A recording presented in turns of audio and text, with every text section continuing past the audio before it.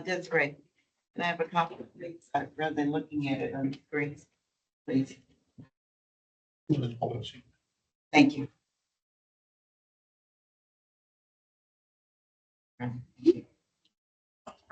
All right, welcome to the West Basin Municipal Water District Special Board Meeting for April 24th, 2025. It is now 1:10.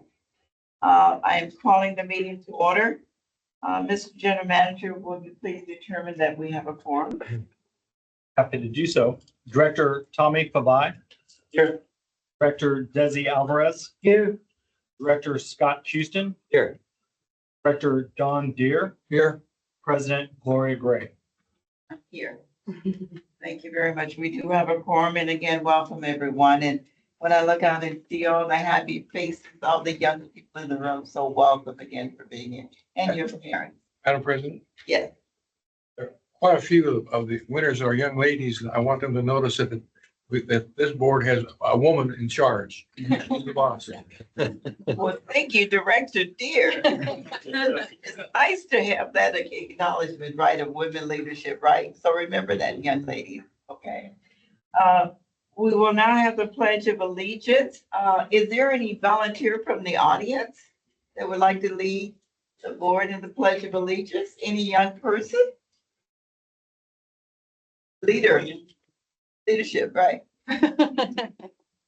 I'll help you. Can I ask you in the first row, is that okay? All right, we will just stand and if you would lead us to Pledge of Allegiance. Can start off with you. Ready?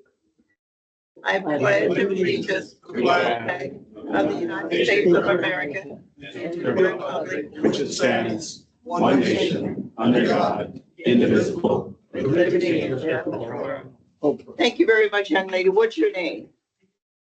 Say it again. Thank you, Zua. All right, I know we have public comment on the agenda, but I think we're gonna switch to the presentation first. We have so many people in the room here that we need to make presentations to young people. So I think we're gonna do that first, if that's okay with the board. Is that okay? Yes. Okay, so, all right, and so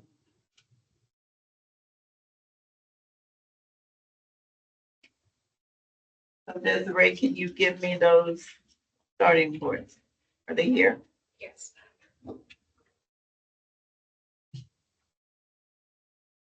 That's right.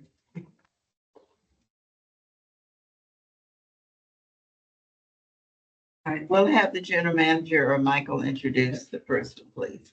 Well, Michael. Okay.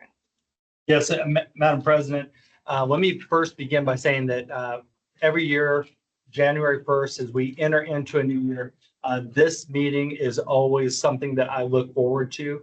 It's been something that we've been doing for years and years and years.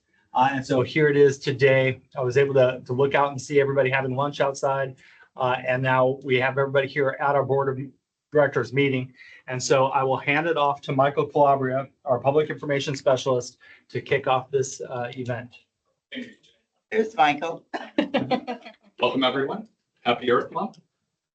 Every year, West Basin conducts one of its signature water education programs, Being Water Wise's Student Art Contest. This year's updated theme challenged students from grades 3 through 12 to create original artwork that depicts the water-wise use in our homes and communities. Local students submitted over 700 pieces of beautiful artwork, which has been our largest number to date. These submissions came from public and private schools in the West Basin service area, making it difficult for judges to select the winning artwork. I'd like to express my appreciation for the support of the teachers and school administrators, many of whom are here today, who taught their students about the importance of water. I'd also like to thank the students, family member, and who supported their children at that number. West Basin would also like to express appreciation to our program sponsors, who generously financial contributions to make the education program possible. That would be Best in Krieger and the Water Replenishment District. Now we'd like to recognize the students whose artwork rose above the rest with their creative water conservation messages and beautiful artistry. Their artwork will be reproduced in many of our promotional outreach efforts and move on to a regional art contest with the Metropolitan Water District of Southern California. West Basin is proud to celebrate and uplift the art and voices of our young people and as they promote water efficiency throughout the region. Students, when we call your name, please step forward with your artwork to collect your certificate and prize and the photo with one of our directors. All these photos will be shared with the teachers and parents post-ceremony. And now we will recognize honorable mention winning artists who will receive their iPad and a West Basin gift bag. Director Fontaine, will you please do the honor of recognizing our students from Division I?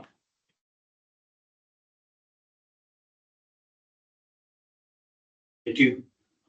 My name is Tommy Falvine, and it's a pleasure to recognize the young artists residing in Division I, and thank you for all being here today. It's my honor to recognize this following students.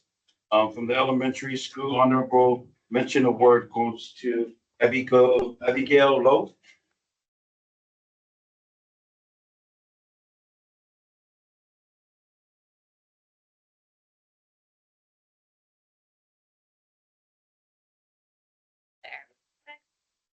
Not, sorry, not on the screen, just a little bit over, sorry. Okay, perfect. I know it's a delicate balance. And then Michael, you are the photo. Thank you. All right, 1, 2, and 3. Go this way. 1, 2, and 3. Thank you.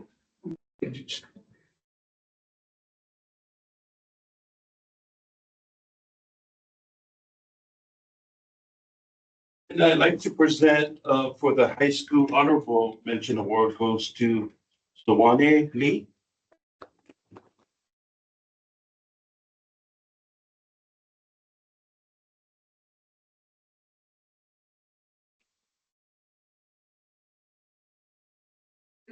All right, 1, 2, and 3.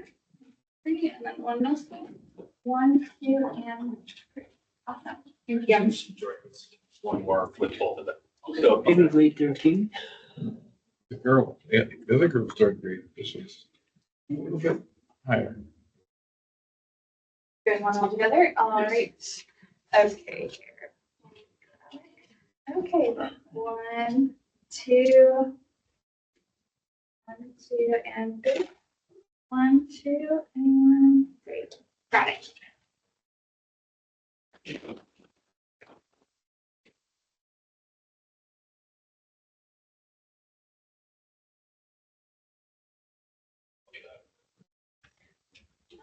and then next up, we have Director Gray come up and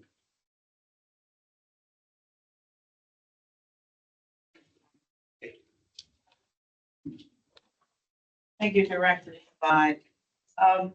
You've heard the general manager and Michael speak about this contest, and it is one of my favorites because it has to do with our community and it has to do with our young people in our community and recognizing the talent and just the good things that young people do in our community. And so I'm very happy to present these awards from Division II. I'm so impressed with their artwork. I can see them here in the front. I can't believe that our kids are so talented, but it's not a huge surprise, but we have so much talent in our young people. So I'd like to present honorable mention award for the elementary school level to Mattis, the Mungo, in fact, grade 1.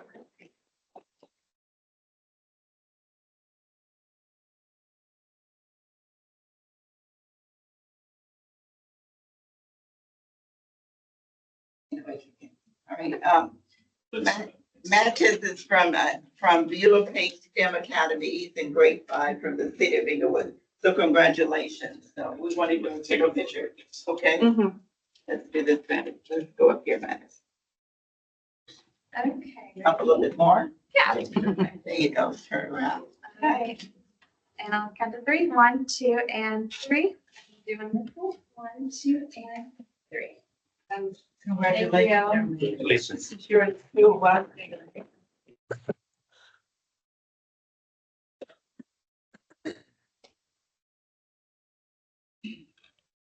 All right, and the next one is the honorable mention award goes to the middle school, and that person is Janice Rodriguez. Come on.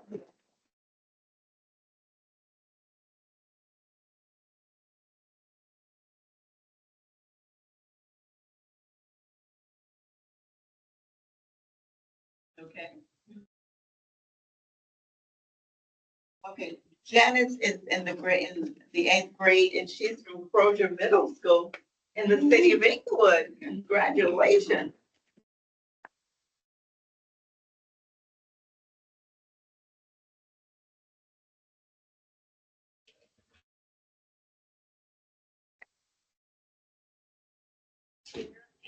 And three. 1, 2, and 3. Oh, yeah. I'm so sorry. Let's do one more. I Oh. didn't even notice that. Thank you. Oh, let me hold that one, yeah. and then let's not cover up your art now, okay? Okay, let's do it this way. Okay, you're. Okay. 1, 2, and 3. I'll do one this way here. 1, 2, and 3. Awesome.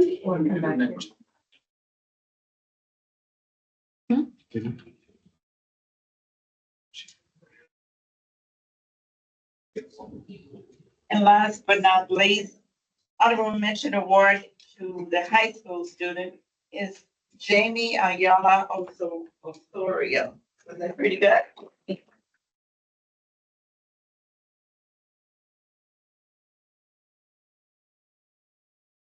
Jake, turn around. Jamie is in the 12th grade, and she's from Teach Charter School in Los Angeles, so congratulations.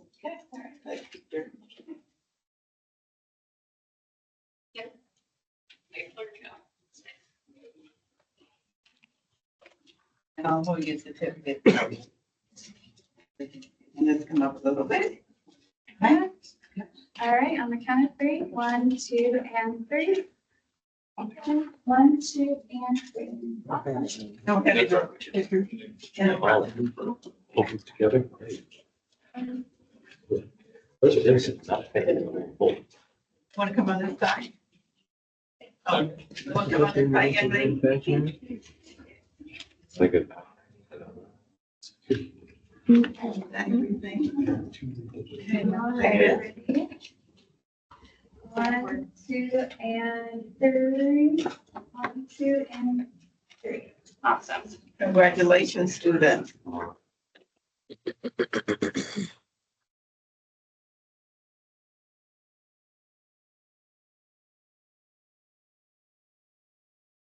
next presentation is by Director Alvarez. Thank you.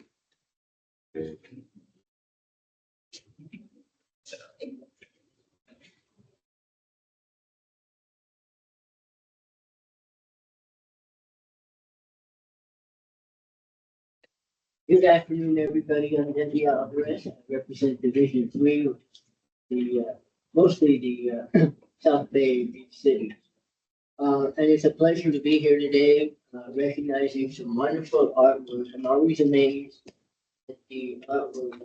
I didn't know, I could never draw that. Not when I was that age and not now. So you guys really need to be recognized for all of the talent that you have. And the other thing is, for water conservation is very important. And I understand that you guys are all very committed to it. But you should take a vow for every drop of water that you serve is a drop of water you create. And I say that because it's a drop of water that we don't have to bring from Northern California, from the Colorado River, or from other places. So by saving water, we create water. Water conservation is very, very important in helping us to keep enough water around for all in this environment that we live in. And with that, I'd like to introduce first Henri, which is from the elementary school. Honorable mention was the Haley Yu from Learning Elementary School, Souls Arts Academy in Redondo Beach.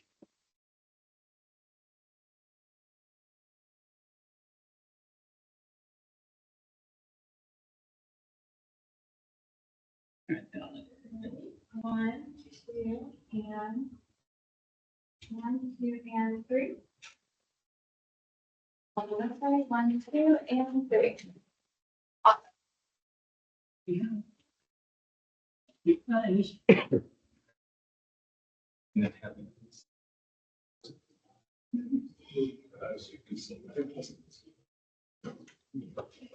And next, we're gonna recognize from, middle school in, American Motors in Manhattan Beach, Sakurai Chang. He could not be here today, but I want to acknowledge his artwork. Do we have a copy of it? We do.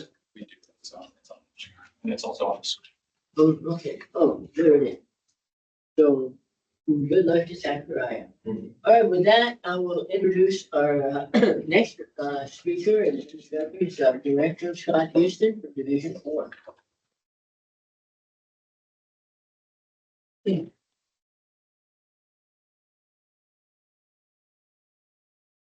Okay, well, thank you, Director Alvarez. I just want to say welcome to each of you. This is always a special day because we have so many young people in our office. You probably had no idea who the Water District was or who we are, but we are happy to welcome you today. The other thing I want to mention, of course, is if you hear how many submissions we had over 700 pieces of art. A lot of them were pretty incredible, so it made it very, very difficult to judge. So everyone who's being honored, you are truly deserving. So I'm Scott Houston. I represent Division 4, which includes El Segundo, going north up toward Malibu, Topanga, and Culver City. And I'm a resident of El Segundo, and I see my honorees all happen to be from El Segundo this year. So with that, we have the elementary school honorable mention award goes to Violet Hutchinson from the 5th grade at Richmond Street School. Violet.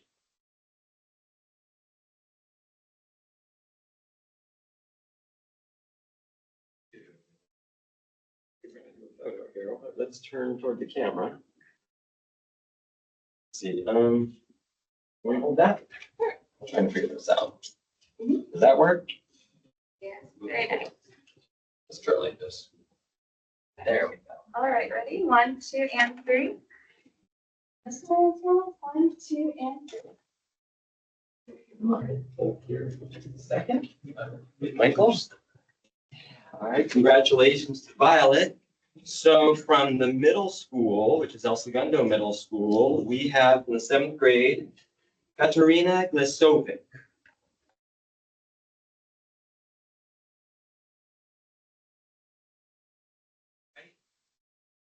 Sort of, okay. Katerina. Yeah. Even more important.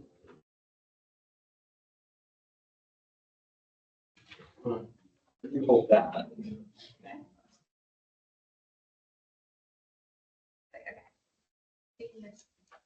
Yes, good. Yeah, there you go. Perfect. 1, 2, and 3. This way, 1, 2, and 3. Awesome. Go.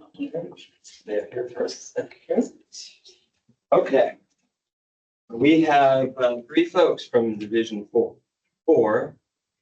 with honorable mentions, and so the last one is from our high school. No, actually not. There's a high school honorable mention, but from Vistamar School. So excellent. Jessica Doe from the 10th grade at Vistamar School. Jessica.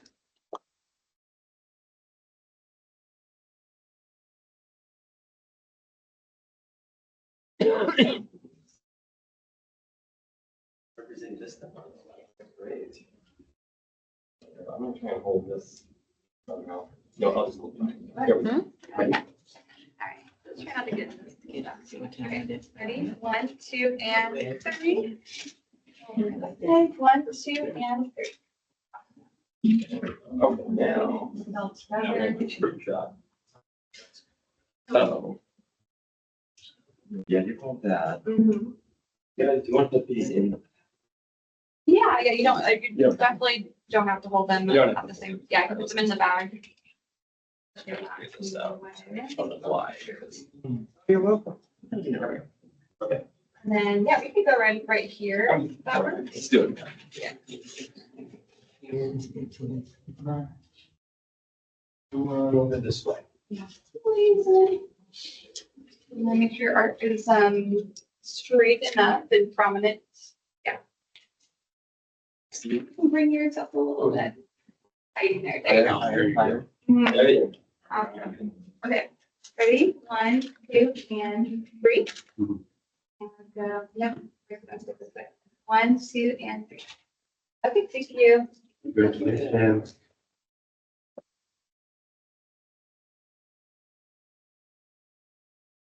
Now, I'm going to introduce the director from Division 5, Director Donald Deere.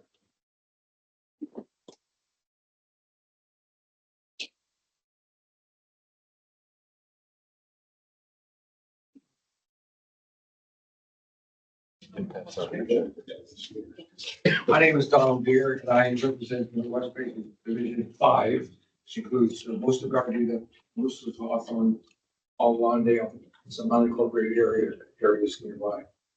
I see Lawndale is well represented today by the winners. I'm pleased to present these winners. The middle school honorable mention award goes to Samantha Nava.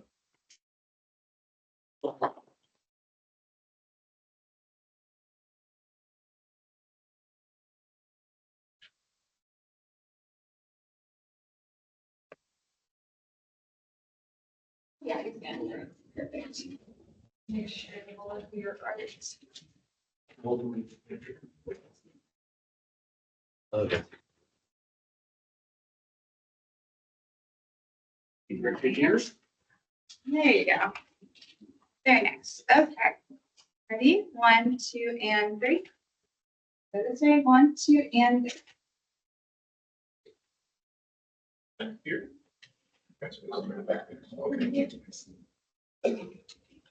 The high school honorable mention award goes to Valerie Gaola.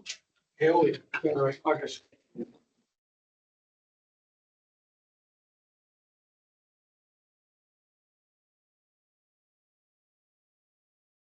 Oh, okay, very good.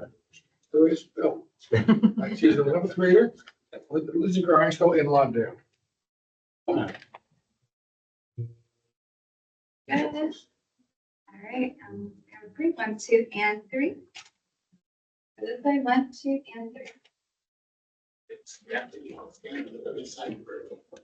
We're gonna do a group photo. Okay. So let's make sure everyone can see. Everybody, You need to hold up your shoulder just a little bit. Even, okay. Okay. 1, 2, and 3. 1, 2, and 3. congratulations.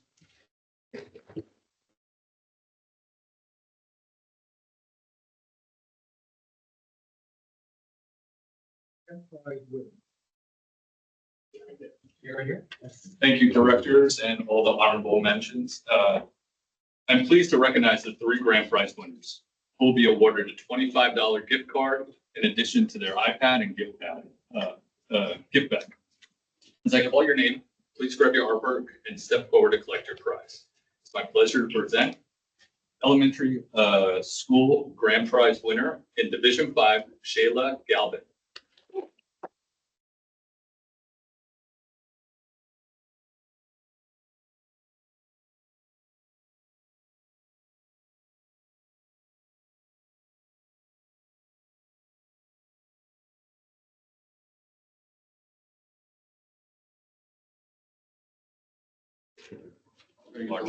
Afterwards, yeah, we want to. All right. And then for the middle school grand prize award goes to Division 1, Gina A.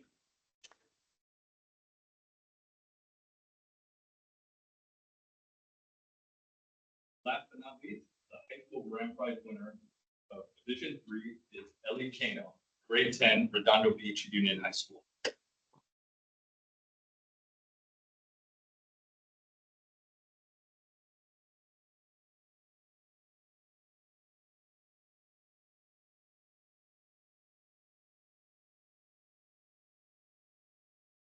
Yeah.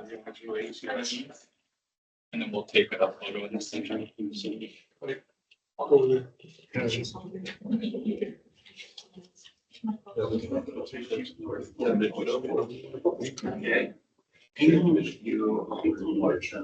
Upside down. Easier for now. That's right.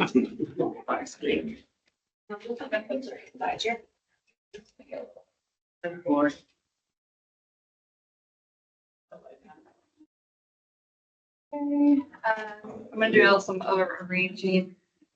Yeah.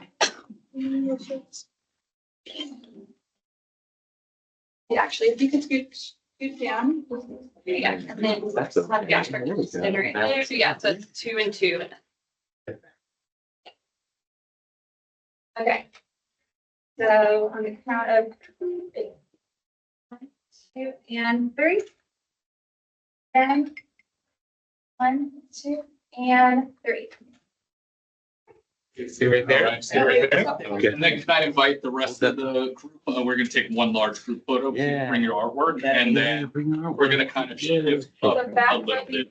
right here. We're gonna move up. We'll do a couple rolls. Yeah, so the back row is gonna be on this black line, so we have to scooch in there. Okay, all right, come on. Yeah, go ahead and go towards the front. Go towards the front. Okay, so. Yeah, keep on anyone going. who's a little bit shorter is gonna come to the front, please. Now start arranging. Some up front. Yeah, well. Keep on everyone moving take, up. 2 steps forward at least, Up. big steps. 2 more. There you go. Yeah, right Perfect. there. Here. Thank you, my boy. It's gonna be One slowly. boy, that's the highlight, yeah. You come to- Proud of you. Slowly staggering people in between. Yeah, right there. And then you both, I need you to come a little bit over this direction. Yeah. That's here. And so let's have the first row, except for you. gotta come. Yeah, back a little bit. Let's have the kids. Oh, Either you kneel. want me on the floor? I'm like you, I never even get back Take a up. little Step down a squat. little bit. How about kneeling? There you go. Let's make sure he's And seen. then if you. He's can the move only over boy, just so a let's little a little bit in bit, front of me. You so come can up. over. You Yeah. come up. There you come go. up. Okay. And then I'm still not seeing everybody. So Yeah, just make if sure you're in you the come middle. over here, actually. Make sure you Yeah. hold yours up. This height, maybe you can hold Yeah, it. make sure it's a kind of like this level. Everybody can see. See everybody. Is here. This one? Come up. No. No. Uh-oh. No. You come on up over here. And you come up a little bit. Further, hold your arms up like that. How about if Just you squeeze up. forward like this, Yeah, that hold your one. arms up like that. Make sure we can see Perfect, everybody's and you're out of the way. It's yours now. Wait, get back. There. This is a professional picture. You got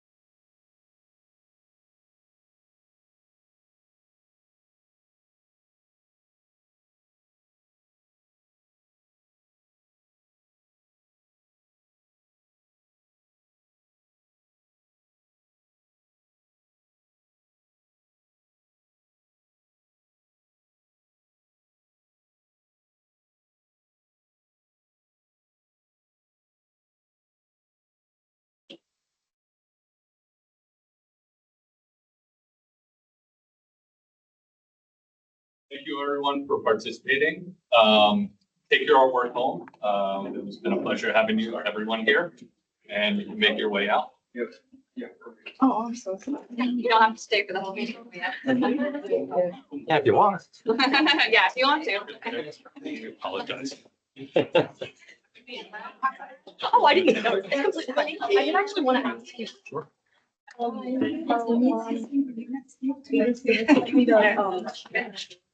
have to.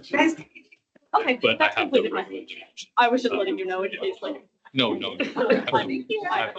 So, yeah. You're welcome. Birthday. Then everyone, we have the stairwell open as well. It is 3.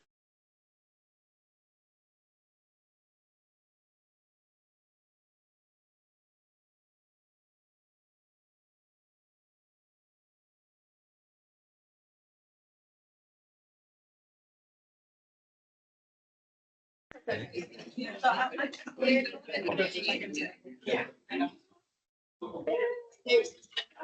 you so much. Thank you so much. Michael, can I give you? Oh, sure. What's your artwork? That's right there. My bad. Yeah. Oh, excuse me. Hand me the- Sorry about it.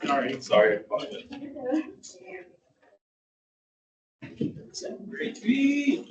Right. I'll get a photo too. Yeah. Thank you.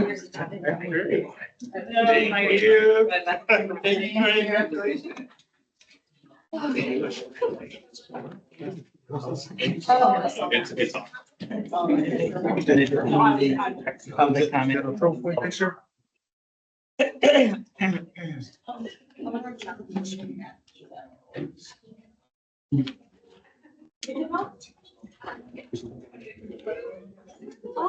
Yeah, Mom, did you want? All right, I think we're No worries. gonna start it. Congratulations. Michael, will you make sure it's kind of quiet out there? Sorry, I'm gonna take it out a little bit. I'll close the doors.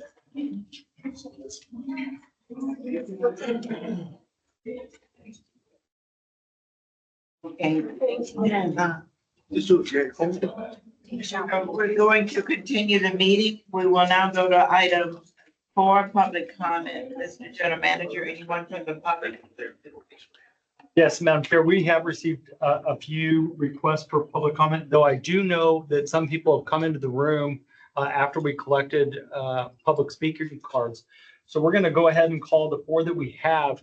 If you haven't submitted a card and you do want to speak, please indicate so. You can let Desiree know. We can call you up at the end of the 4. So I'll begin by introducing Lena Hernandez, the Assistant City Manager from the City of Lomita.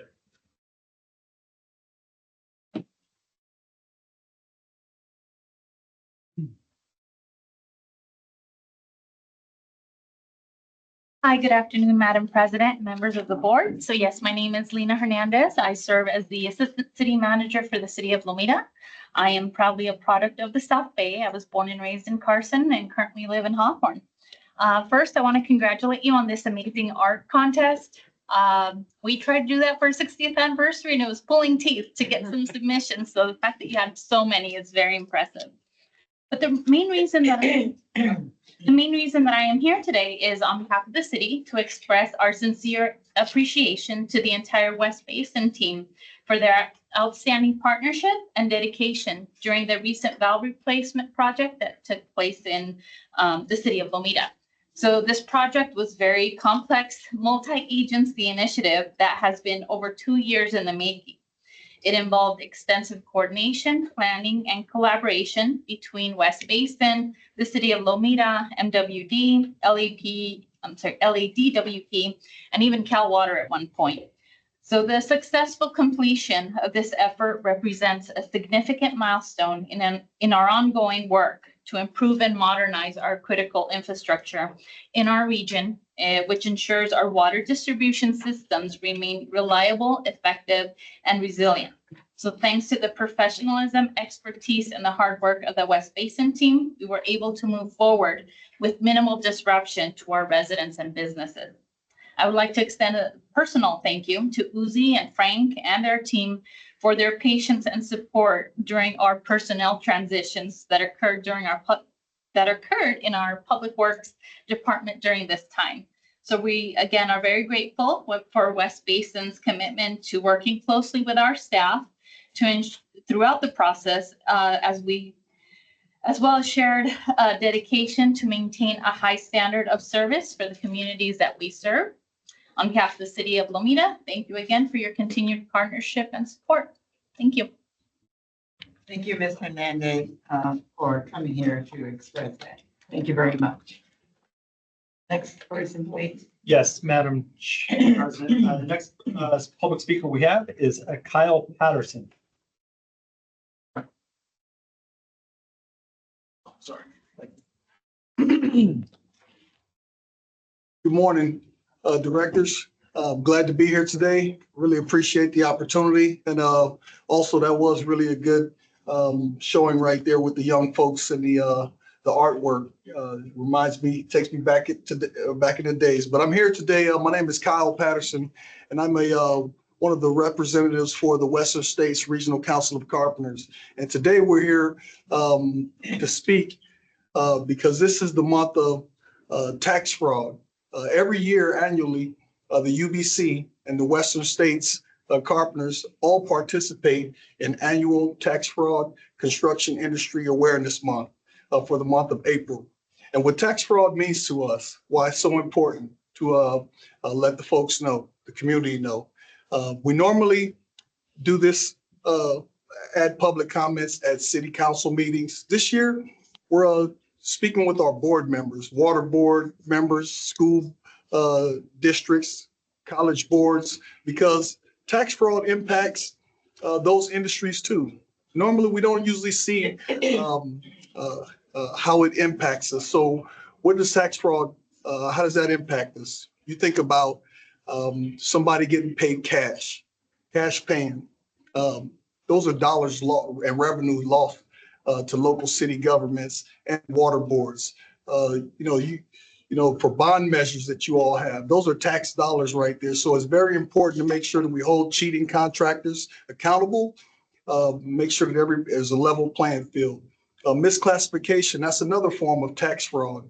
When workers are on projects and misclassified, when folks aren't paying workers' comp insurance and things like that. So this year, we're making sure that we stand up and speak out against tax fraud and just make the public more aware of what that actually means. So thank you again for your time, and I appreciate you.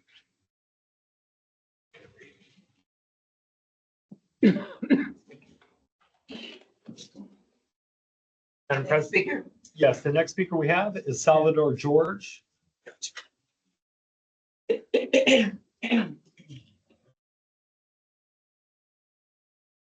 afternoon, Madam President and board members. My name is Salvador George, and I'm a 20-year member of the Carpenters Union. I'm happy to inform you all today that we are neighbors. We're actually right down the street here, 3 blocks away, and we have a brand new training center, state-of-the-art training center for the community. I want to start by saying that the West Basin Municipal Water District builds responsibly, and the things that we're going to share with you today do not reflect the West Basin Water District construction practices. I want to make that clear. Every day, our families count on clean, reliable water, yet billions are being siphoned away by greedy contractors who dredge payroll taxes, steal wages, and cheat the system. Cheating contractors have elaborate schemes, some of which take advantage of workers. Other times, contractors misclassify their employees and pay them in a 1099 form. We have seen recent situations where some of these workers are not paid at all or have to wait up to 5 weeks to receive payment for the work that was performed. This is April 12th to the 18th. The Western States Carpenters Local 323 is standing up for what matters. We're calling out the fraud that robs our communities of the resources needed to fix pipelines, upgrade treatment plants, and protect access to safe water. Water's not a luxury, it's a right. When tax fraud wins, honest workers lose, local businesses lose, our schools, hospitals, and basic infrastructure lose. It's time to hold these cheating contractors accountable, because a community without clean water is a community at risk. We thank you once again for building responsibly and setting an example for others to follow. I'd like to end it up with the future belongs to those who build it, and it's going to be built without tax fraud. Thank you. Next public speaker we have is Mr. Lee Squire.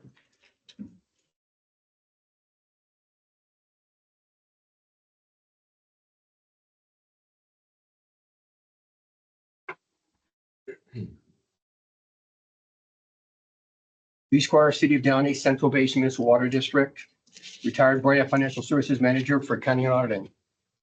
President and Board, first of all, I would like to say if you want the public to buy in, use two words, contract fraud and wage fraud. We understand that really quick. I'm here to discuss the concept of independent audit committees and independent auditors. Independent audit committees should be recommended by the independent auditors for all local governments. Independent audit committee serves three primary policies and functions. They monitor the enforcement of a written code of ethics and conduct. They monitor the independence of the audit process. And it also enhances the independence of the independent auditors by removing pressures from chief executive officers and chief finance officers. Recommendation that audit committees meet. Also, it's recommended that the members of an audit committee or its equivalent meet privately at least once annually with the independent auditors and no management staff present. I'm assuming that your Finance and Administration Committee also serves in the function as an audit committee. If so, this is also a public records request for such records. Finally, comparing West Basin to Central Basin is absolutely pathetic. I'm saying is Central Basin is pathetic compared to what I've seen here. And I'm using you as the benchmark. And trust me, I'm going here and I'm going to nail them at every board meeting. So like I said, the way you conduct yourself, like I said, is like, I'm very, very proud of all of you and what I've seen. I just want you to know that. And thank you very much for my comments. And that concludes all of those public speaking requests that we have received. If there's any member of the public joining us virtually, if you'd like to make public comment, please indicate so by raising your virtual hand. And Madam President, I do not see any further requests.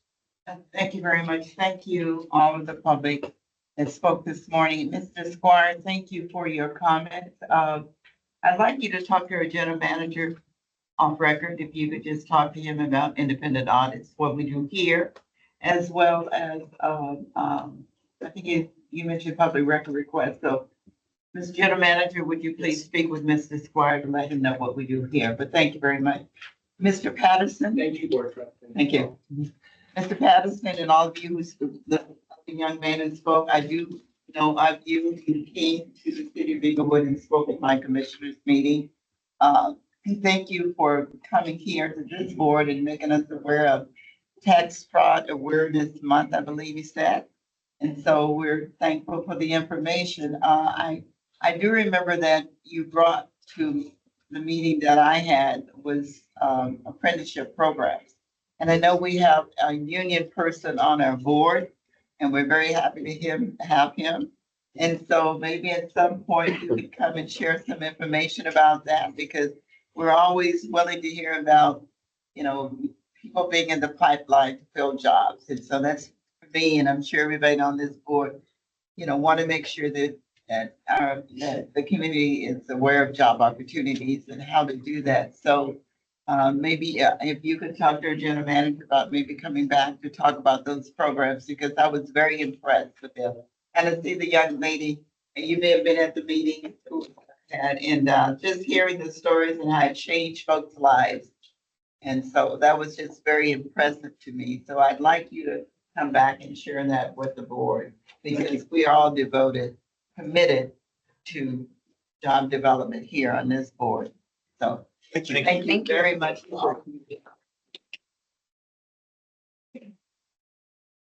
So with that, and you're welcome to stay if you want to. See, item, Thank you, guys. thank you so much. Thank you, all of you for being here. Yep. And Mr. Patterson, we will follow up. I will follow up. Yeah. I mean, from Inglewood, but I will follow up. Item. I'll wait until EJ comes back.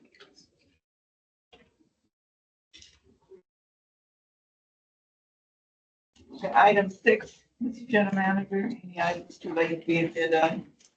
Staff has no items that are too late to be agendized. Before I forget, I mean, there's one thing I do want to add to it. Director Deere, been a longtime union member. I don't even want to say how many years, as well as myself. We're both union members total. Tommy, we're both union members too, okay, Director Cabal? When you said a member on the board, I know you forgot about this. But, I Sorry. was, as a teenager, I joined the local 250 steamfitters and worked at the trade for about 15 years or so. Worked my way through college, that money that I made. And then I was one of the organizers of the United Teachers of Los Angeles, a lifetime member of that organization. So I have been a union member for a long, union person for a long time. I'm a member of local 721 in Aspen. So anyway, we're well represented, but we're all committed to job development. Okay, item 7, consent calendar. Yes, Madam President, before I introduce this item, I did want to make note, I apologize, I should have made note earlier. Joseph Byrne, our legal counsel, is joining us virtually. He is online. And so though the chair is empty, if we have any questions of him, he is available. And Madam President, that brings us to number 7 is our consent calendar. And as you can see, we have item 7A, 7B, 7C, 7D, 7E, F, G, H, I, J, K, L, M. Are you doing the alphabet? Nearly. That concludes the consent calendar. Staff is available for any presentations. If the board would like to pull any item, we're happy to discuss. Before I call for a motion, I do want to say that all of these items have been vetted in committee. That's why they're on consent and the committee. I know you want to pull some things up. I'll get to that, but I just want folks to know there are a lot of items on the consent, but they've all been vetted through committee. And that means that they're on consent that committee members and co-members have agreed with the staff recommendation. And our attorney, again, our counsel is online. So, so with that, is there a motion or items first to be pulled? Let's pull I would whatever like, items you like pulled. yes, Madam President, if you Yes. will indulge me, I would like to pull 7E, 7E is pulled, 7F, 7F is pulled, and 7M. 7M is that or M. M is pulled. 7E, F, and M are pulled from the consent calendar. Madam Chair, I'll move the approval of the balance. Reminder of the consent calendar, there's a motion, is there a second? I'll second. Any discussion? No discussion, Mr. General Manager, please call the roll. Mr. Desiree to call the roll. Director Tommy Fabai. Aye. Director Desi Alvarez. Yes, on every item except 7B, and I would like to vote no on that item. Director Scott Houston. Yes. Director Don Deere. Yes. President Gloria Gray. Yes. Okay, thank you. The motion passed. We will now go to item E. Is there a motion to consider it? Consideration. Item E, the item that was full. Item E was full. There's a motion. Director. Item 7E, I would just like to make a comment on that, and then I'll go ahead. Okay, and well, make let's have my- a motion on the first for consideration. All right, I'll make the All right, motion. that's the motion. There's a second. And so now we will have discussion. So Director Alvarez. Okay, the reason I pulled this item is I just wanted to point out and remind that we had this discussion, but I think it's very important. The item before us is to really amend the contract with Ferrolo Engineers for construction management services on the Palos Verdes extension project. And these are expenses that were incurred throughout construction. We had amended their contract 4 times. One of those 4 times, there was additional compensation, 3 other times for time extension. Then we are presented now with this amendment for additional compensation, and it's significant. The original contract was a little over $1 million, and we're adding $500,000 to it. So it's a 50% contract increase. And my comment is that we're in a position right now where these expenses have been incurred, and we're really in a very difficult situation to deny it. So we're being put in a situation which is awkward, and it would be, and I'd like to remind the staff that in the future, as we're incurring expenses, it shouldn't just accumulate and come to the board at the end, after the fact. But as they're being incurred, for the board to consider, be aware of it, and if any action needs to be taken, that we can take action, and not having to approve something in retrospect. And with that, I've already made a motion to approve the item. Thank you. Mr. General Manager, this amount means that those actions have already been taken. That is correct. In relation to the total dollar amount, this has been an ongoing item as part of the Engineering Operations Committee, the engineer update. So the ongoing issue related to Corolla has been brought up through these many months. And in relation to the specific dollar amount, that is specifically related to West Basin staff negotiating with Corolla to resolve this issue. So this has been an ongoing matter. I'm very pleased with the total dollar amount. Don't forget that this project has been delayed on multiple occasions, not on the part of Corolla or even West Basin. You'll recall that this is the project that had the landslide in the city of Torrance, significant impacting rain. This project had significant delays that weren't really the fault of any party, but we've been continuing to work with Corolla. And so I do want to say thank you to staff because the negotiated price that you see here has taken quite a bit of time, and that's the reason why we're just now bringing that to the board. And I don't know if you have any specific questions. Staff is on hand if you have any questions, but I do recognize that there's a motion in a second. Yeah, I do think it's important, since it was 400% that because of the amount, and it sounds like it's been an ongoing problem, that public should know kind of what it is to some extent, because it is significant. And so is this something to expect in the future, based on what Director Alvarez has said, that as much notice that the board can have on ongoing costs? Yes, of To be course. brought. We do everything we can to always bring information related to our Right. projects on a monthly basis. I would encourage the public to take the opportunity to look through that. Both there's an engineer's monthly update as well as an operations update that comes out monthly, as well as tuning into our meetings. Of course, we are always on hand to present this. We want to make sure that all of this information is transparent and available. You know, this project has moved forward quickly and swiftly, with the exception of these delays that, of course, I don't think could have been avoided. And so that's the reason, I think, in part, for the issue related to Corolla. All right, thank you. Any other questions or comments? If not, will we please vote, Mr. General Manager? Director Tommy Flavai, Yes. Director Desi Alvarez, Yes, Director Scott Houston, Yes. Director Don Deere, Yes.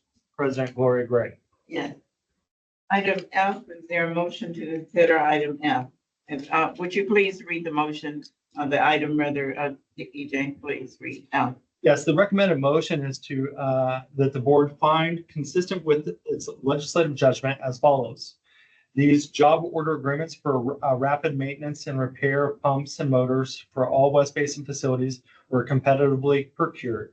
Individual public works competitive bidding for each job order in these agreements would work in congruity and is unavailing as affecting the final result.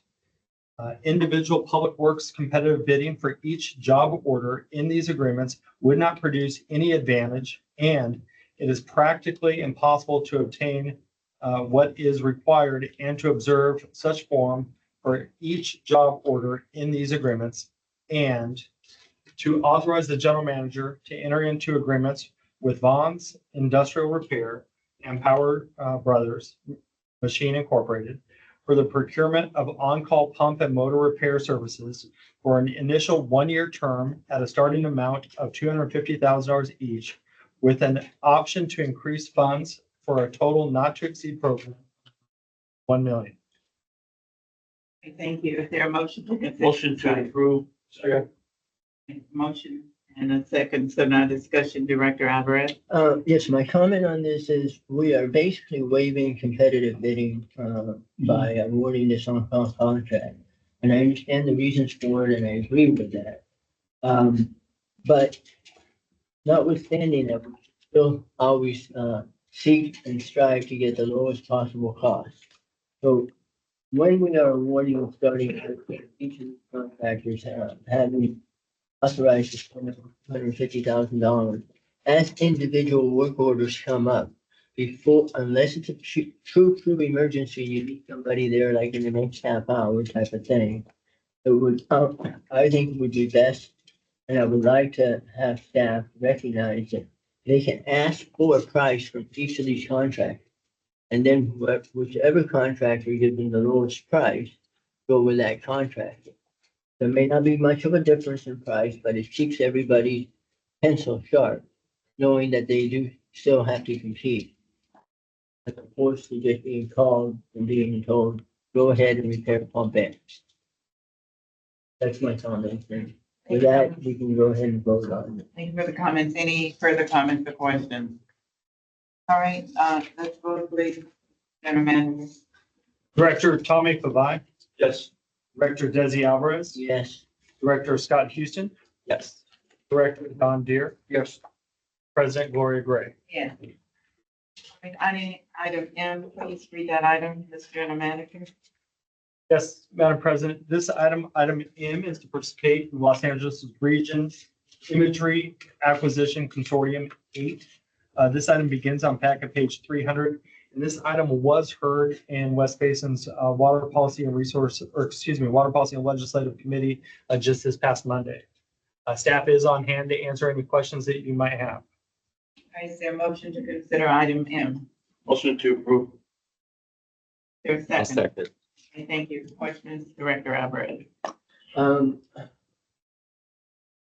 understand that, well, can you give me a little bit more background on why we're doing this? I understand it was heard in committee on Monday, but, and our role in acquiring such data specifically. So we do have our manager of Water Policy and Resource Development, Matt Bay, as well as Augustine Hahn, our Water Policy and Resource Development Analyst here to answer this question specifically. So, yes, thank you, EJ. Good afternoon, directors. So the primary reason that we're taking this item to you is last year we did request funding in the budget to provide retailer support for the conservation framework alliance regulations that they're having to kind of go through right now.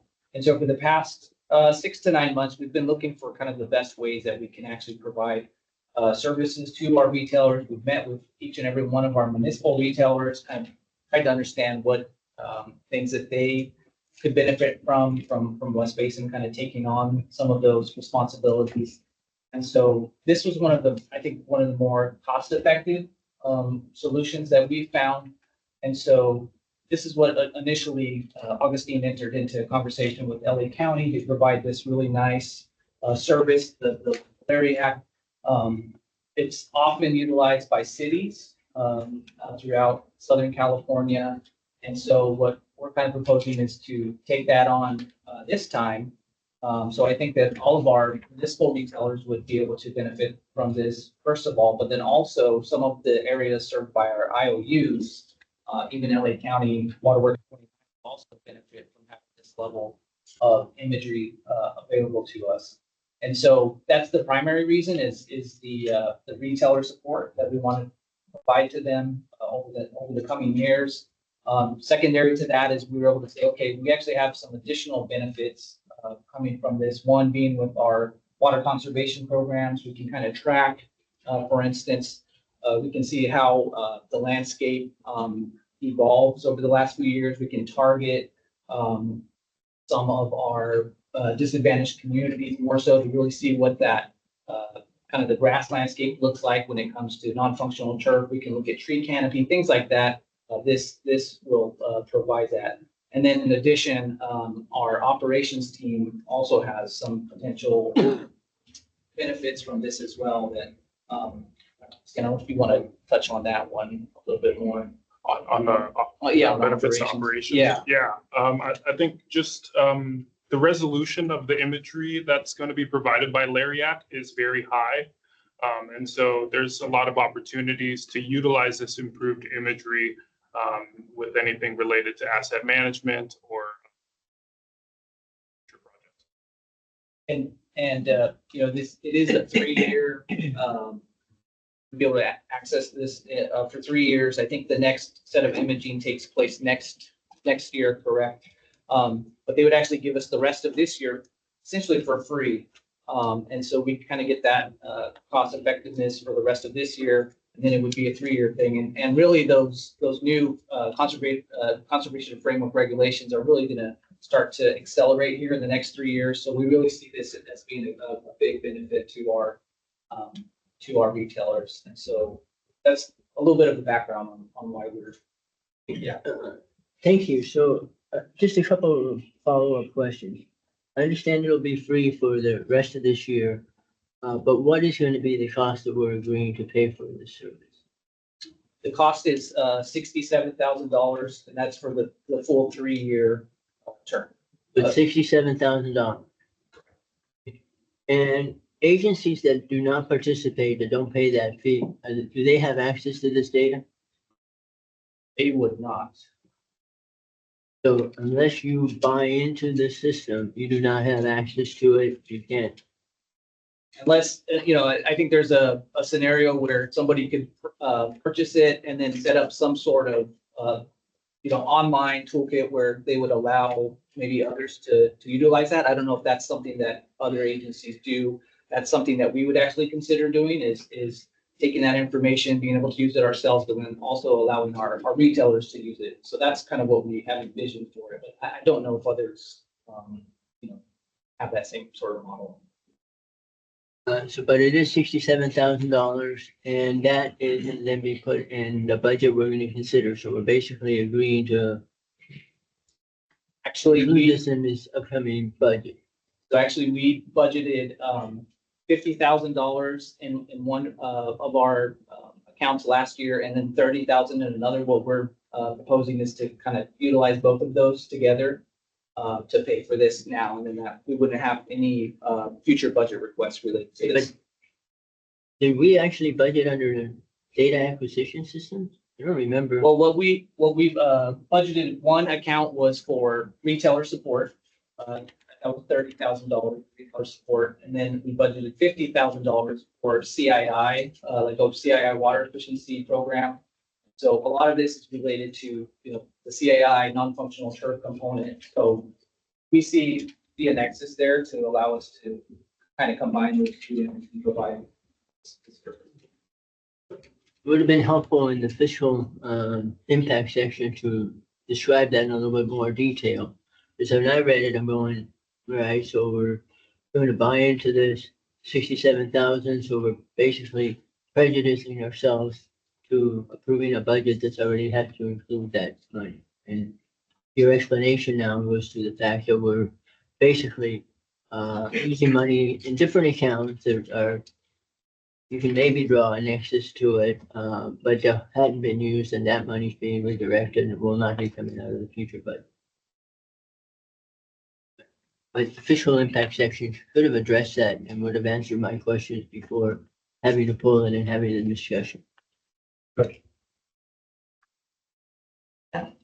you very much. Thank you, Mr. Director Alvarez and staff. Thanks for your response. All right, any further questions or comments on this item M? If not, would you please call the roll? Director Tommy Fabai, Yes. Director Desi Alvarez, Yes. Director Scott Houston, Yes. Director Don Deere, Yes. President Gloria Gray. Carried. We will go to item 8, action calendar. Would you please read the next item? Yes, Madam President, this next item is item 8A, is to award of construction service contract for the solids handling improvements project. This item was heard from monthly engineering operations update and was moved forward by the committee, though without a recommendation. For this presentation, we do have John Benner, our engineer two, here to present, and this item begins on page 317. Great, thanks, EJ. Good afternoon, directors. Today, as EJ mentioned, we're presenting item 8A, recommending the award of the construction contract for the solids handling system improvements project, which is CIP project number 10059.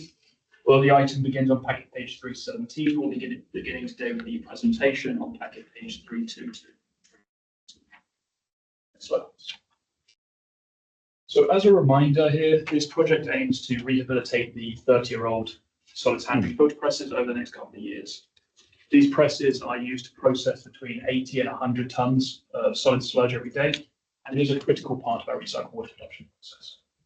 The poor condition of these presses has caused rapidly increasing operations and maintenance costs in recent years.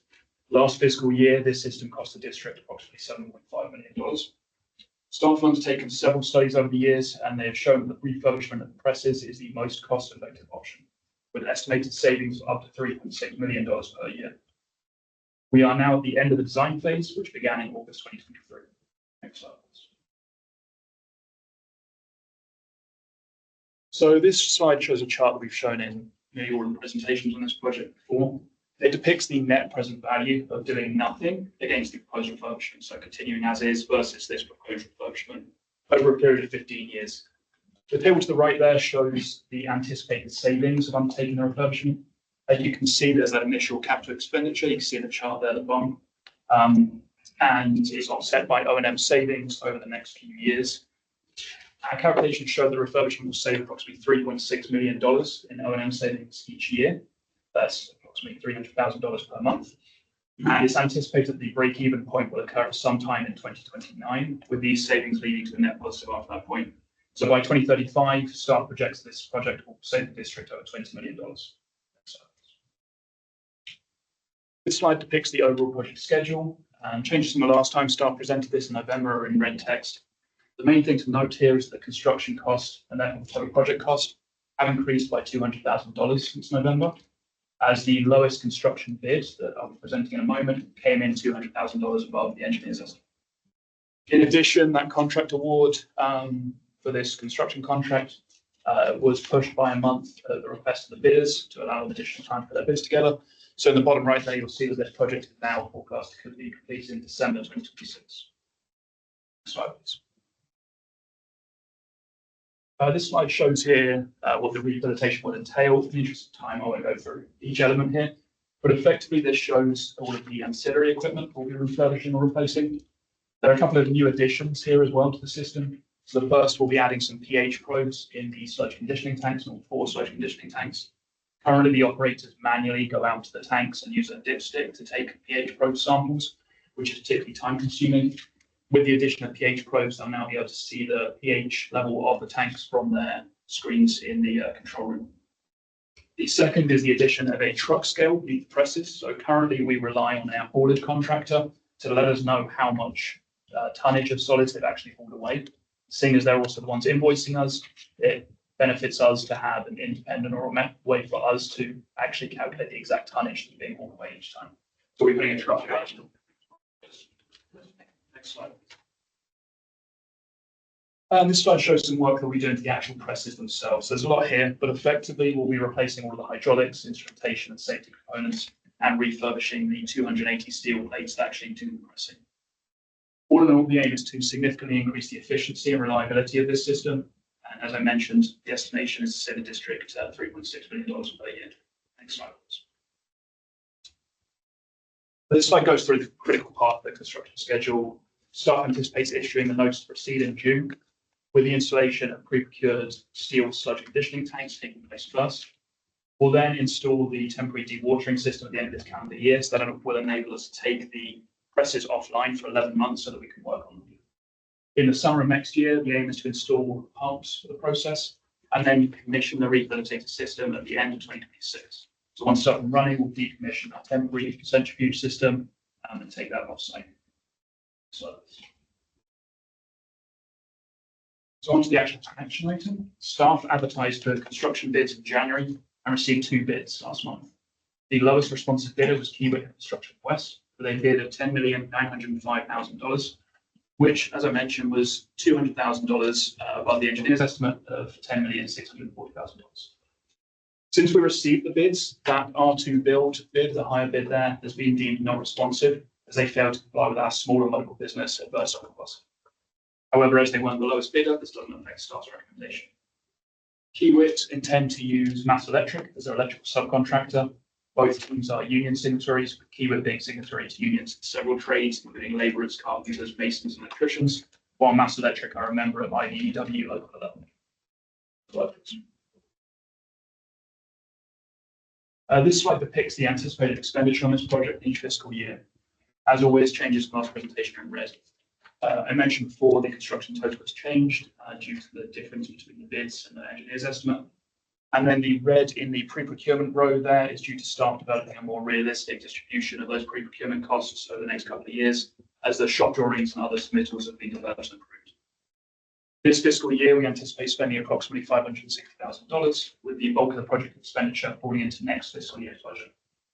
As always, we'll show in the bottom right here the amount of refinery funding that the district has already received for this project and how that affects the actual expenditure. Slide, please.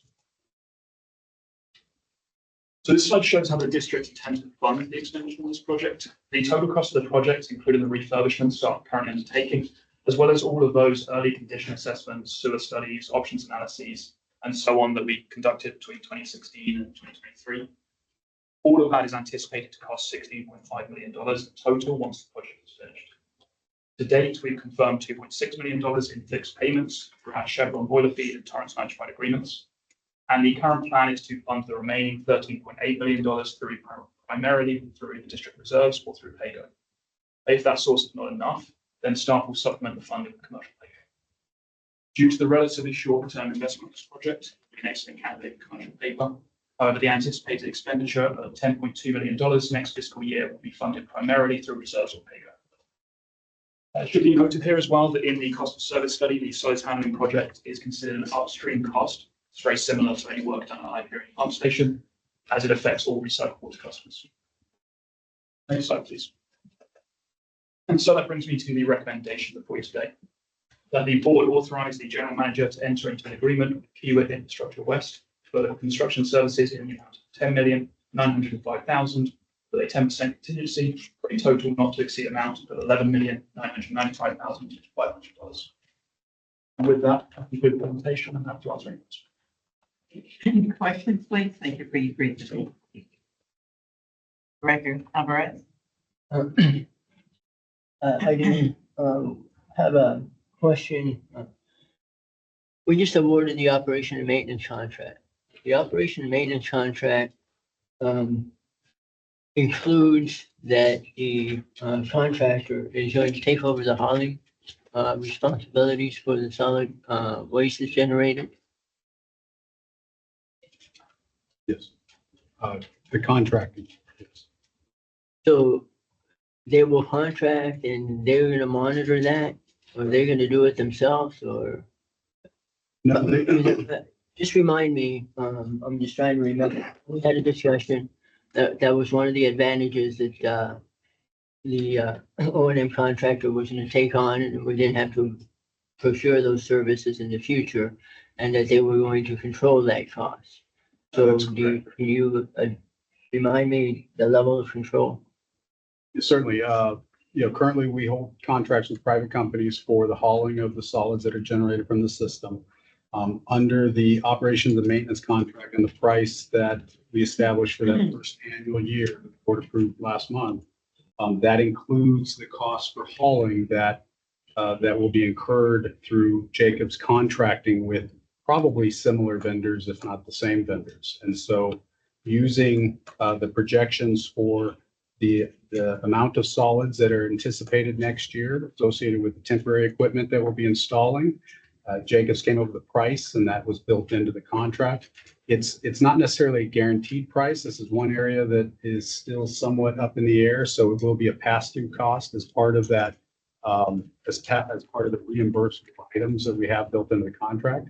So in essence, they have established a budget for hauling solids next year, but if they go over it, it's not necessarily at their risk. If they go under it, it's not their savings. We will actually pay for that directly. And any savings or overage of that will be burdened by West Basin.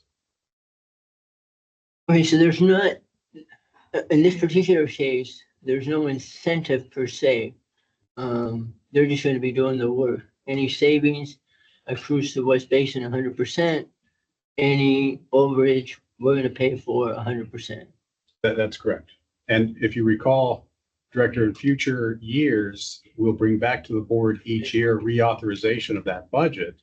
And I suspect once we get through the temporary facilities that we'll be using in these first 2 years for this project, and we have a better understanding of what the results are from John's project on our overall hauling costs, we'll be able to lock them into something more specific, probably by year 3, if not by year 2 of the contract, when we come back before this board with a reauthorization of that contract value for that year.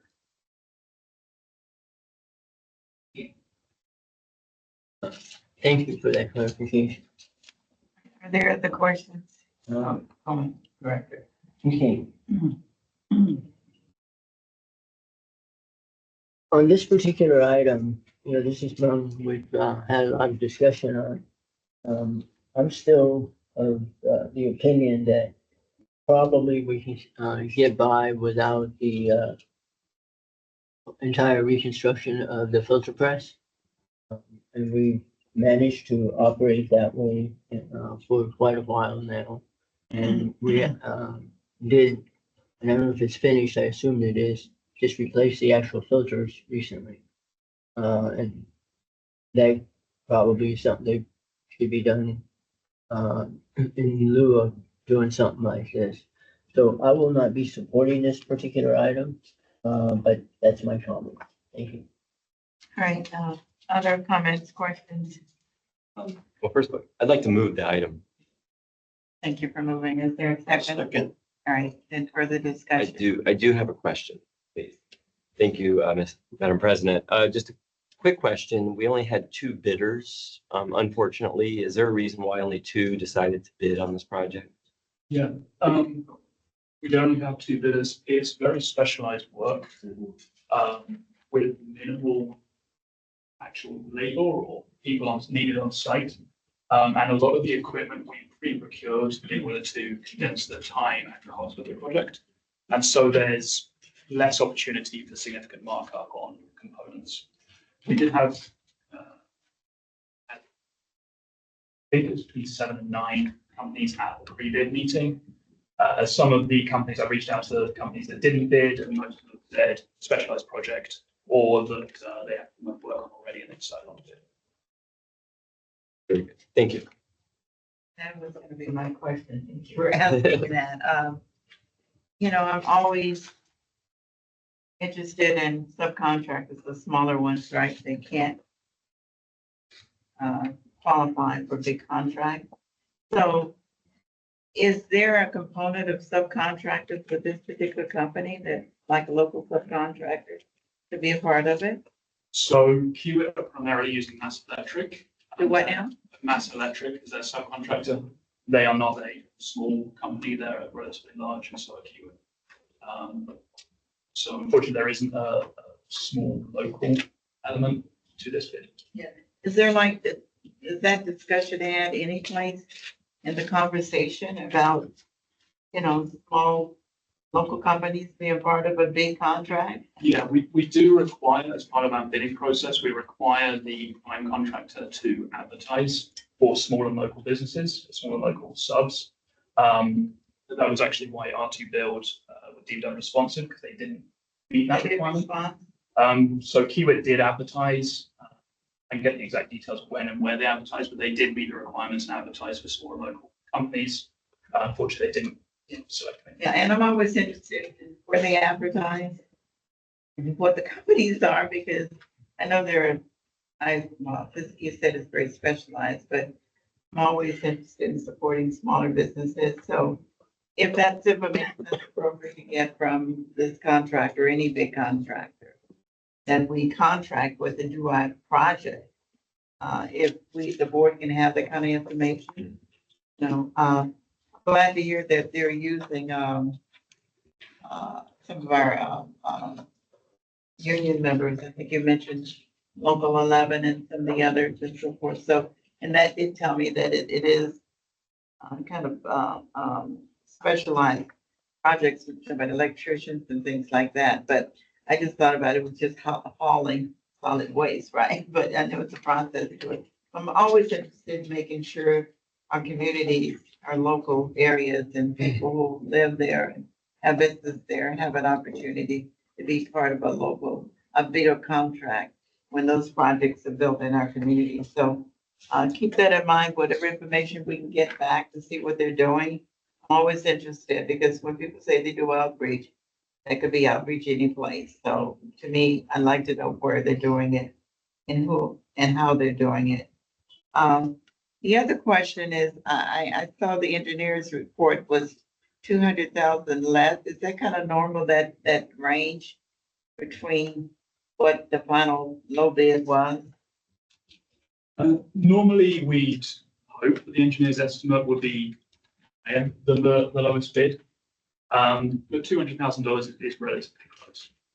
So was the engineer's estimate was lower and the bid we got was higher, even though we took the lowest bid. So is that normal that the engineer's report would be much lower than what we actually award the bid for?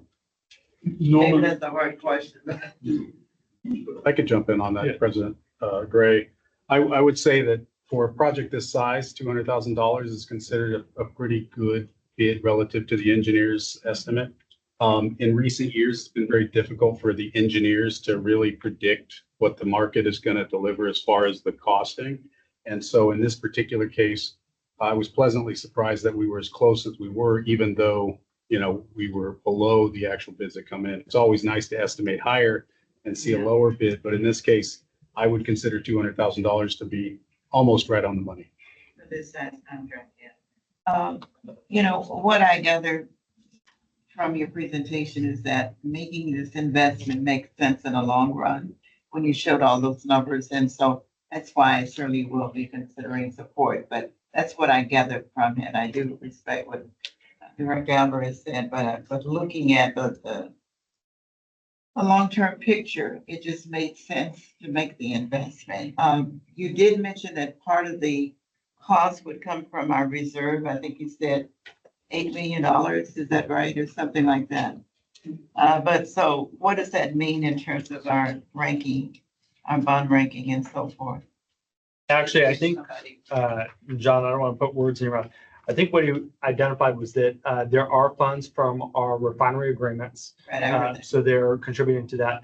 We intend to pay for this project through our reserves and our pay-go. As we go through the budget process, you're going to see that our revenues did exceed our projected expenses. We intend to utilize those funds for this project. Really what the point of that statement was is that we do have commercial paper available to us. A project like this, as John mentioned, would be a prime candidate to utilize commercial paper if that is needed. It's my intention to not utilize that if at all possible. Obviously, the board would have the ultimate decision if we were to try to utilize that. But yes, our pay-go and our reserves would be how we would pay for that project. And Wendy, So this amount would, I'm sorry, EJ, this amount would be out of our reserves over a certain period of time or of what? we're talking about a 2-year financial effort. And Wendy, I don't know if you have any specific comment about pulling from our reserves for this project. Yes, so just, I ran through the numbers for the fiscal year 25-26 budget. And so similar to what EJ's saying, when we look at the revenues that we're projecting for this current coming up budget and then the expenses, there is a reserve balance at the end of that will allow us to pay for this project. Okay, thank you guys. That's all I have. Anyone else? Director I Alvarez? just want to add a comment because you're talking about the budget. When we consider this project in the budget last year, we did discuss it at length. And we showed how it was going to be paid for over, at that time, over 3 years. And part of it is this year's $500,000. But then there was going to be 2 big gulps over 2 years and that it would not require any, bond. I believe the intention in last year's budget was that commercial paper would be available and that would be how we would pay for the balance. And I think we're in a better financial position based off of the year that we had and the conservative nature of our budget last year. I would say that, Saturday, we're going to have our second budget workshop. Again, I think if we stick to those same strategies, I think we'll see hopefully the same result, that we'll have those funds available and that commercial paper won't be needed. That's correct. Director Pavon. Thank you, Chair Gray. I just have a couple comments for the staff. Can you go back to the slide where, gives a breakdown of the timeline of the construction and and thank you, staff, for giving the timeline of pre-construction, construction and so forth. And I think it's the graph one. Oh, yeah, the graph one. I think it's a couple before that. Yeah, that one right there. Yeah. So I like how you put together the graphs and the timeline of, when the RFP came out, contractor selection, award and stuff like that. I'd like to see that, and other recommendations as we move forward with contracts, because it kind of gives the story of what the project, how it started, where it's at midterm, and then when it's going to be completed. And so thank you, staff, for putting that together. And then, yeah, that's all I have, Chair Gray. Thank you. Thank you very much. Any other comments? If none, we will call the roll. Director Tommy Pavai, Yes. Director Desi Alvarez, No. Director Scott Houston, Yes. Director Don Deere, Yes. President Gloria Gray. Yes. And motion carried. Thank you very much. We will go to item 9, information calendar. Nothing there. Then we'll go to item 10, receive and file. Are there any requests to hear any of these items? If not, I'll entertain a motion to Move to receive and file. second on that. Second. And do we vote on it? Director Tommy Pavai. Aye. Director Desi Alvarez, Aye. Director Scott Houston, Yes. Director Don Deere, Yes. President Gloria Gray. Yes. Thank you very much. Item 11, general manager's activities report. Mr. General Manager. Yes, thank you very much, Madam President. You should have a written copy of the general manager's report there at your desk. It's also been emailed to you. Outside of that, I did have a couple of items that I wanted to highlight. First and foremost, yesterday was Administrative Professionals Day. And I did want to say a very special thank you to our admin team, Desiree Quintero, Hazel Vasquez, Carla Hewitt, Kaya Luchida, Bonnie Kung, Stephanie Miami, and as well as Adrietta Bacon, who is joining us from the South Bay Workforce Investment Board during Stephanie's maternity leave. So I want to say a very special thank you to our entire admin team for everything that they do on the behalf of West Basin Municipal Water District. So thank you. Secondly, we do have a couple of other people that I did want to recognize. You just heard a presentation about West Basin Solids Handling Program. And I wanted to recognize, of course, John, not only for that presentation, but also John successfully passed his PE exam this week. And so I want to say congratulations to him. Obviously, he has a very bright career ahead of him and is doing an amazing job on some of West Basin's biggest projects. So congratulations, John. Can you explain what PE is? Yeah, somebody professional I know, engineers. I know engineers know that, but you need to say what that is. Yes. Congratulations. The next person I wanted to really quickly recognize is Jen Jensen. Metropolitan Water District does host their inspection trips, and our very own president, Gloria Gray, had the opportunity to attend and lead a CRA, a Colorado River Aqueduct inspection trip recently. And our staff member, Jensen, joined that trip, not only participated, but also presented. I was at Metropolitan Water District today, and I was meeting with some of the general managers, and it was brought to my attention that she did an amazing job presenting. And so I want to say thank you to her. I do know that Director Tommy Favai and his wife joined that trip, but I want to say thank you. It's not always easy to take a weekend away from your family and friends and your activities. So I greatly appreciate her efforts there. And then, oh, yes, of course. She's not here, right? Did she leave us already or? Yes, of course she did. She left already? Yes, probably helping clean up the art contest. Okay, yeah, she was amazing. I think she said that was her first presentation.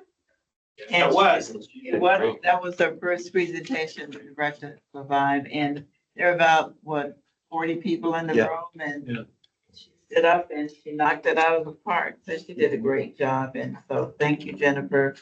Convey that to her. Will do. We have such great staff, and just appreciate it. Before you go on, I do want to go back to the administrative assistant week, or month or day or whatever. I think it's every day because we have an amazing administrative staff here. I mean, everyone is amazing, but I know for any GM to be successful, they need an amazing administrative staff, and Desiree and her staff have been great. I mean, other directors can comment on it, but we have direct contact with Desiree. And I call her on the weekend, whether it's Sunday or Saturday or whatever. I'll text her late at night. I don't tell her to text me back. She'll text me back at 12 at night. She does it, so she's always on alert. I mean, to be aware of the need for this agency, I think it's so important. And to have that kind of commitment, I do appreciate it. As for any of your staff, so thank you very much. Any other comment from you guys? I just have one last item, and it may sound long, but it just highlights the work that West Basin does. This Saturday, as you all know, we'll be hosting our second budget workshop here at the Donald L. Deere headquarter building. We will have the managers and supervisors here available to present the specific departmental budgets and go over our projected revenues and really talk about the future of our next fiscal year budget. But that will not be the only activity of West Basin. You'll see about 15 to 20 people here at the building on Saturday. But we also have our Malibu Topanga Rain Barrel event. So Gus and team will be out there distributing rain barrels to the Malibu and Topanga community. We next have the PV Peninsula Wildfire Preparedness Town Hall and Expo. So we'll have staff there. The El Segundo PTA Run for Education is this Saturday. And I was going to run in both of these 5Ks, but we had this event. So the budget has saved me because the Inglewood Step with Vets is also on Saturday. So there's 2 5Ks that West Basin will be participating in. Okay. Yes. So the West Basin team will be extremely busy this Saturday. Happy to be here with you to present those budget numbers. But I want to say thank you to the entire West Basin team for all of the work and dedication, because we will be out and about in our community. Thank you for that report. Listening to all the things that staff is doing this weekend is amazing. But when I think about not only staff, but the directors, how busy they are in our service area, I think we really are busy. We're a team, staff and the board, right? And I think West Basin is pretty much known throughout our service area. And not that I'm saying others don't do that, but I think we're probably more well-known than most water districts because we are so active. And so thank you to this board and also to the staff, because you guys, we're all out there. So thank you. Madam President, Director. I wanted to add just a couple really quick things. I echo what was said earlier, especially about, our administrative staff and everything you do for us, and congratulations to John, of course. We are very, very proud of our staff here at West Basin. And I know we ask a lot, but you always step up and deliver. So thank you. I also wanted to note in this report We did have the assistant city manager, right? She came from Lomita to tell us how well it did work out, all agencies involved with that installation of a new valve. But you had it here in your report too, EJ. So I'm really glad to hear how that progressed and that she made time to come down and say that to us. And I get this assistant city manager. yeah, she's assistant city manager, right? Yeah. Yeah. And the other thing I saw in here though was that Wendy, our chief financial officer, so you participated as a mentor at the Girls to Greatness Teen Summit event with Empower Her Institute. So I wanted to say thank you for that, because I know sometimes there's some things that we're engaged with and we all cannot attend, but I'm really, really glad that you were there to do that. And so I wanted to make a note of that as well. So thank you. I think it goes to what President Gray just said is, between the board and the staff, we're pretty present in the region. And I really want to, applaud this agency for that. So thank you. And thank you, EJ, for your diligent work. Thank you. Any other comment? Thank you, Director Hughes, for bringing that up. Ms. O'Kelly, can I ask you to kind of elaborate on what that is that you did? Empower Her. Yeah. Right, I went, I believe it was 2 or 3 Fridays ago to LA Convention Center. The girls, I think they range from 8th grade to senior in high school. There may have been some middle school, some younger. It was a day, the organization, I did some research, and so they have different programs going on throughout the year, but this is one of the summits that they bring all the girls from different schools into this area, and they basically had just different, it's like going to a conference. They just had different areas where they were talking to them about investments and savings, job applications. There was a competition that they participated in where they came up with a business idea and then they presented their business idea. So that was, before we got there. But when all the mentors showed up, they had us join into the main ballroom and we sat at a table for about 10 minutes and just really went over questions. They asked us questions about career paths and just, different things that they're doing in their studies. And then we rotated to a second table. So we were able to speak to for me, it was about 13, 14 different. So would this be an ongoing process with you in terms of mentoring any of the participants? My understanding is West Basin has participated in this before. So for me, this was my first year. I did actually hand over my card to, and I'm probably going to say the school wrong. It's the charter school right over here. It's Amino and Amino. Oh, yeah. Amino Charter School. Just there was a young lady at the table that was interested in engineering. And so I handed over, my card to the teacher to let him know that we would, if they'd like participate in like a career day more locally. Thank you for sharing that with me. EJ, I'd like to know the name of the organization, and Amino, I think, is in my district, so I really would like to kind of follow up. This is an event that I believe West Basin has sponsored, and so for the past several years. So with that sponsorship, we've always participated. So who is the organizing group? Well, you can give it to me later. It's called Empower Her. It was the name of the organization. Empower and then HER. Oh, Yeah, the UN. Hazen knows more. Yeah. Oh, okay. So, the group is the Empower Her Institute. We have been partnering with them. I want to say this may be the 4th year, this year possibly. It is a joint sponsorship that we've done on behalf of Director Houston and yourself in recent years. The mentorship opportunity is one of the benefits that we get as part of the sponsorship. Last year, we did have 2 staff that participated as well, Elisa, our HR manager, and Janelle Ankayan, who recently left our PI department. So we have had, this is the 2nd time that I think we've been able to have someone participate. So hopefully if that continues and that sponsorship continues to be approved, then we may have more staff interested in joining it. We may get an engineer out of this. Great, but thank you for the feedback. The more you talked about it, I kind of remembered I leaned over to Scott and he reminded me, you're right, that organization is it in Ladera Heights or LA or? Yeah.